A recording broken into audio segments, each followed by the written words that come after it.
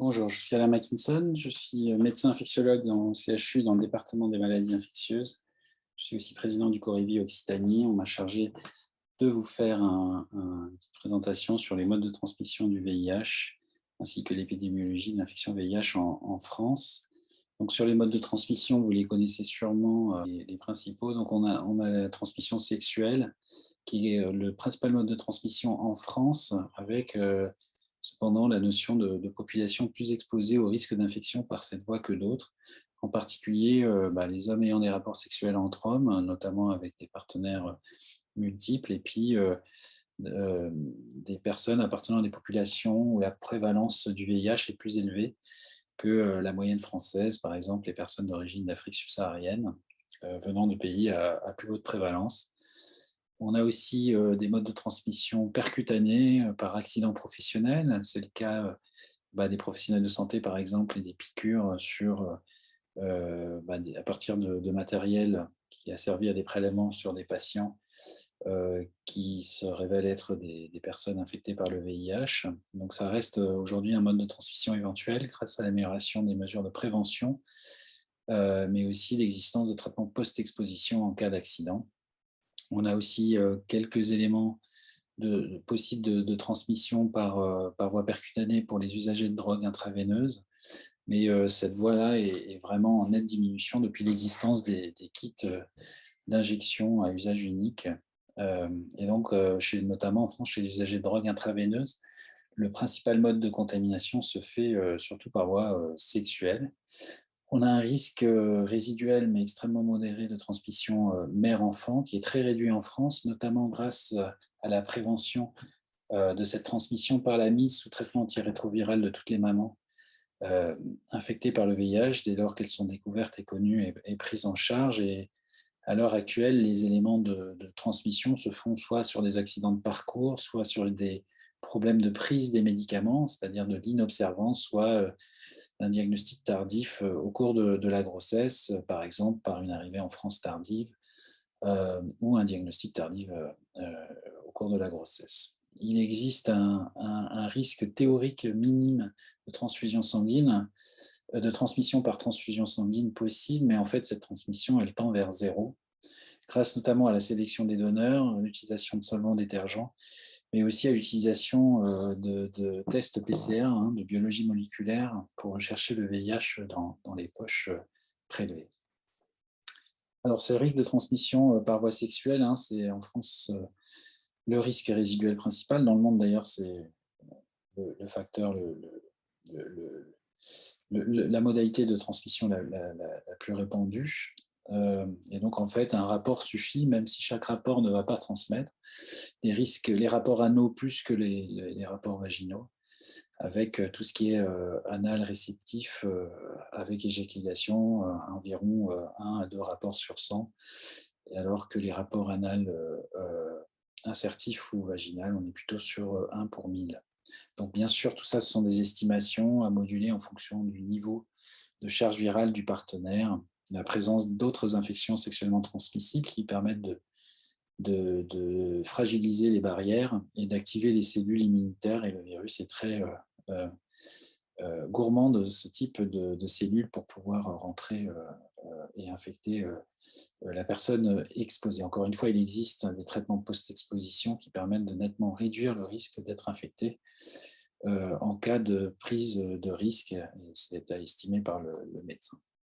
Les risques de transmission par voie percutanée, elles sont existantes, mais elles ne sont pas systématiques non plus. Ça dépend beaucoup en fait du calibre de l'aiguille, du fait que ça soit une aiguille creuse ou pas et remplie de sang, et du niveau de charge virale de la personne chez qui l'aiguille a servi. Mais vous voyez que le risque de séroconversion après piqûre d'une aiguille, en moyenne, si le patient source était infecté par le VIH par accident la percutanée, on est plutôt à 0,3%, moins que l'hépatite C, 3%, et beaucoup moins que l'hépatite B qui est de 30%. Donc, un des messages, c'est vaccinez-vous contre l'hépatite B, notamment si vous êtes professionnel de santé.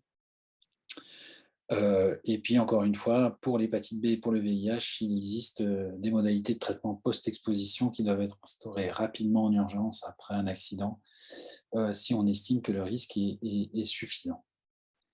Dans le monde, l'épidémiologie montre que ça reste une endémie majeure, hein. Il y a encore 37,7 millions sur les dernières estimations d'infections VIH, donc une augmentation grâce à l'augmentation de l'espérance de vie de 21% du nombre de personnes vivant avec le VIH par rapport à 2010 en 2020.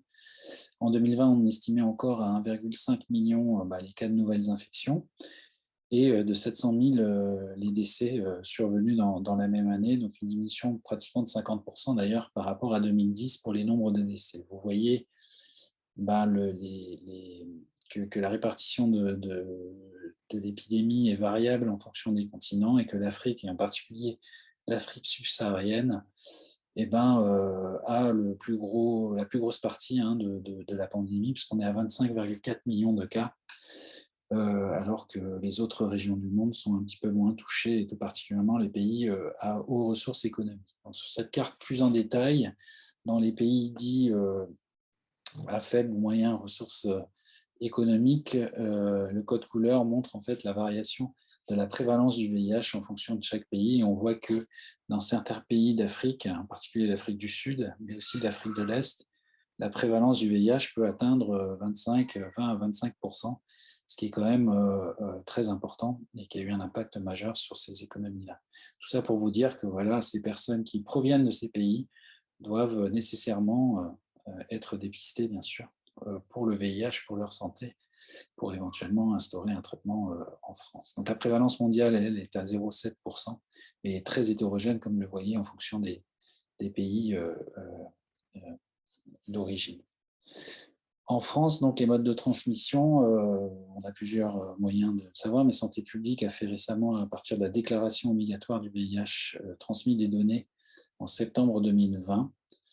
Et vous voyez ici que la plupart des personnes avec un nouveau diagnostic de VIH entre 2019 et 2020 sont principalement soit des personnes qui sont nées à l'étranger et principalement de pays à haute prévalence du VIH, soit des personnes qui ont des rapports entre hommes,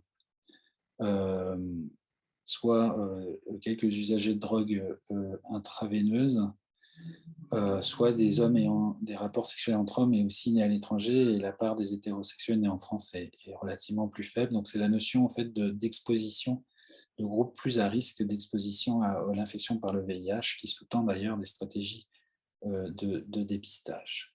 Donc les derniers chiffres de 2020 font état d'une diminution du nombre de nouveaux diagnostics VIH, ce qui a l'air plutôt rassurant, mais en fait, on est plutôt inquiet puisqu'il y a probablement un sous-diagnostic du VIH en France, secondaire aux effets du confinement, avec une nette diminution du nombre de dépistages qui ont été réalisés de façon drastique, et donc qui nous fait penser que peut-être il y a un grand nombre de personnes qui ne se savent pas séropositifs et qui risquent donc de poursuivre la chaîne de contamination, puisque ces personnes ne peuvent pas se mettre sous traitement, et une personne sous traitement ne transmet plus la maladie lorsque le traitement est bien pris. Donc, par sous-groupe, en 2020, vous voyez l'évolution du nombre de cas par année. On a l'impression que ça diminuait à peu près dans tous les sous-groupes, mais de façon plus importante, par exemple, chez les personnes nées à l'étranger. Et ça, c'est probablement parce que c'est eux qui ont souffert plus du sous-dépistage actuel, secondaire au confinement. En particulier, à droite, ici, les femmes nées à l'étranger.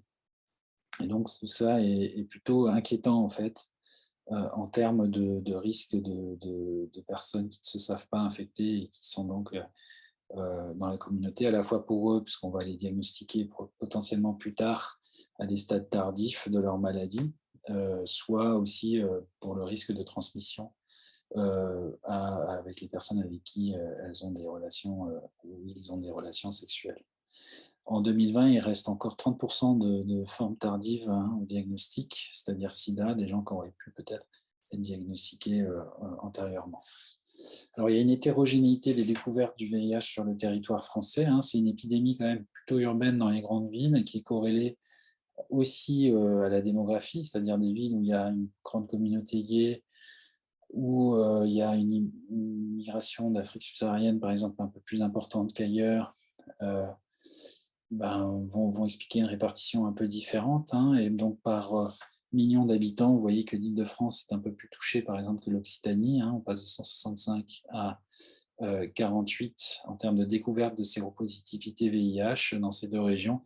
Et vous voyez que les départements d'outre-mer sont aussi un peu plus touchés. En Martinique, par exemple, vous avez 245 par million d'habitants.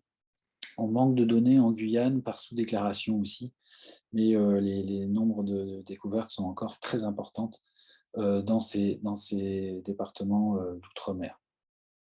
Donc une caractéristique aussi épidémiologique intéressante, ici pour illustrer des différences en termes de démographie et de pays de naissance et de type d'exposition sexuelle des personnes nouvellement diagnostiquées VIH entre 2014 et 2019 en fonction de 4 départements de l'Occitanie. Et vous voyez que chaque département, et donc en fait, les villes qui portent ces départements, Toulouse, Perpignan, Montpellier et Nîmes, vont avoir des petites spécificités en termes d'épidémie, c'est-à-dire de proportion d'hommes en rapport en grande partie à le pourcentage d'hommes ayant des rapports sexuels entre hommes ayant été contaminés dans chaque ville, ou de proportion de gens nés en Afrique subsaharienne qui peut varier en fonction des démographies de chaque ville.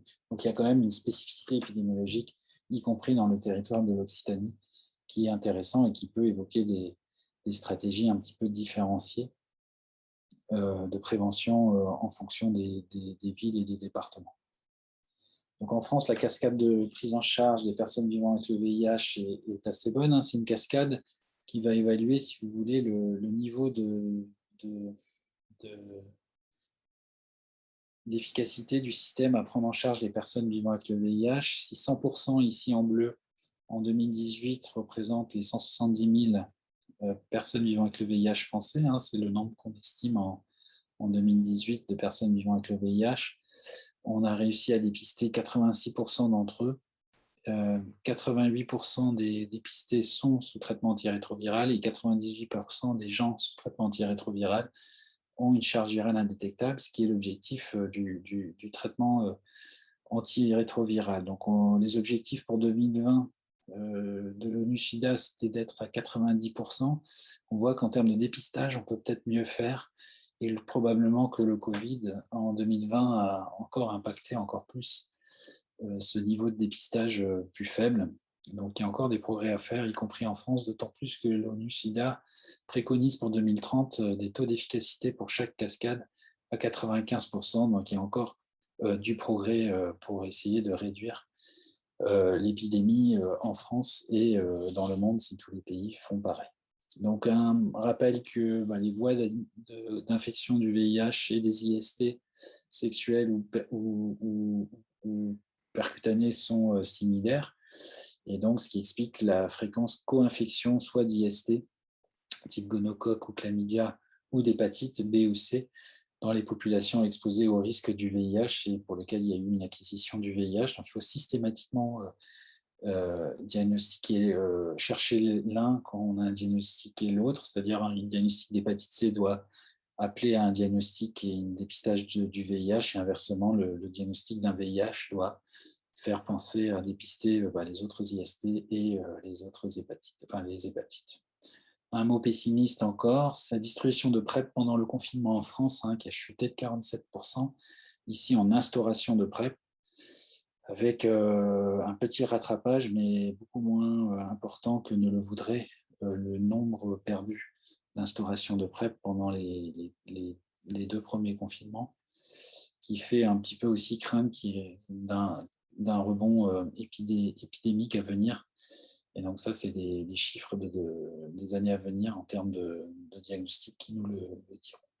Je vous remercie pour votre attention.